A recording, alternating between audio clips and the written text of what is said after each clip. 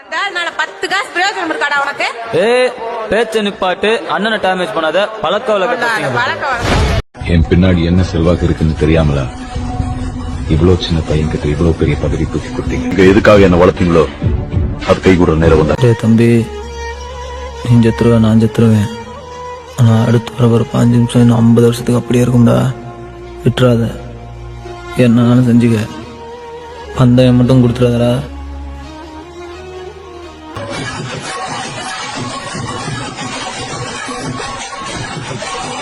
தவறி போன புலிகள் மறுபடியும்